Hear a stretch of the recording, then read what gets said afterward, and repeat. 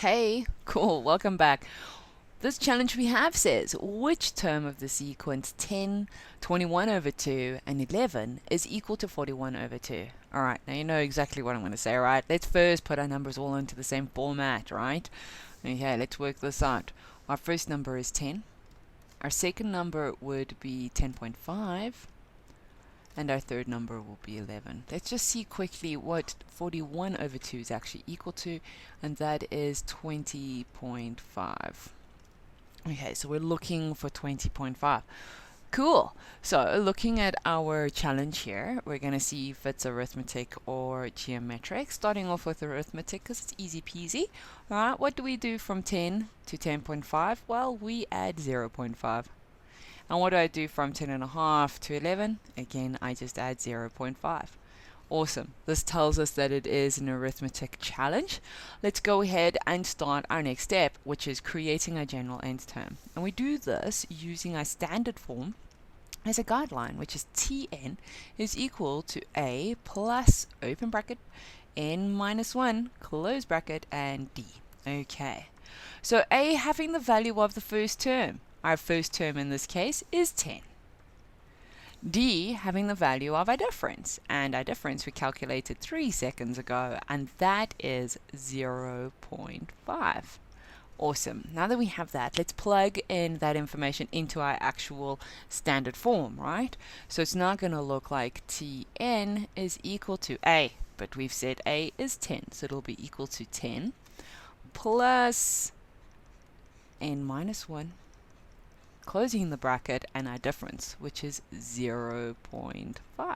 Okay, now we're going to clean this guy up a bit, making sure we got rid of our brackets and that we've collected all our terms and all that jazz, making it look nice and simple and straightforward. Alright, so let's start that. Nothing is affecting 10, so it's just going to come down as is. 0.5 needs to be multiplied with n, because remember we're trying to get rid of those brackets. We're using distributive law to do this. So 0.5 multiplied by n is going to give us plus 0.5 n. Alright, and then we got 0.5 multiplied by negative 1, so that's going to give us minus 0.5. Okay, now we're going to clean it up because there's a few things we can put together here, and it's quite a long equation right in front of us. And why should we keep it long when we can make it simple, right? And it's going to look so much nicer. So putting our variable first, we have 0.5 n, and we have our constants, which is 10 and negative 0.5. When we take 10 and we take 0.5 away from that, we're going to be left with positive 9.5. Okay, we cannot simplify this anymore, so we're going to test our general nth term, right? I like to do the dude in the middle for some odd reason. That just is my thing. So we're going to use term 2. Note that we have term 1 on our left and term 3 on our right. Brilliant. Okay, let's go ahead and do some of the substitution. Okay, so we have Tn. Now instead of the n, we're going to put 2, right? Because we're testing for the second term. So wherever we see an n, we're going to put a number term. So we have T2 is equal to 0.5 n, which means another 2. Okay, 2. Alright. And back into the rest of the equation, which is plus 9.5. Okay, so let's look at this. What is a half times 2? Well, that's easy. It is 1. All right, 1 plus 9.5 is going to give us 10.5. Okay, ooh, that's a very squiggly 0. Let's make it look a little bit neater. There we go, 10.5. Okay, and we have 10.5 as the value of our second term. Awesome.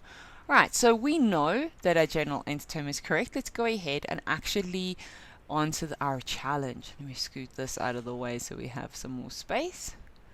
You can go there. Thank you. Alright, so here we go.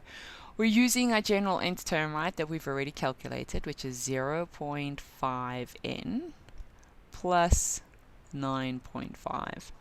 Now because we're looking for the actual term, they've given us a value. So on the left hand side, we're going to put that value down, and we worked it out to be 20.5. Okay, so as you can see, we've just got a normal algebraic sentence here. We're going to start off by collecting like terms, and that will be by putting the constants together. So I'm going to take that 9.5 and chuck it over the equal sign. Now, when a positive goes over the equal sign, we will have a negative number, so it'll be 20.5 minus 9.5 is equal to 0.5n. All right, 20.5 minus 9.5 gives us 11.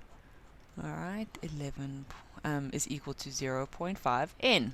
We're then going to divide by the coefficient, right, which is the number in front of the variable. So we're going to divide by 0.5 on both sides, right? It's like a seesaw. We want to keep balance. Okay, so the 0.5s cancel out, leaving us with 11, leaving us with n, all right? And if we plug into our calculators, what is 11 divided by 0.5, which is the same as saying 11 divided by a half, and remember the tip and times trick, so that would be 11 times 2. Okay, and that will give us 22. All right, so what we have worked out is we're saying term 22 has the value of 20.5, or we can even put it in the format they gave it to us, so we look really, really smart, and that is 41/2. Well done, guys. It was a great job. Hope to see you in the next video. Cheers.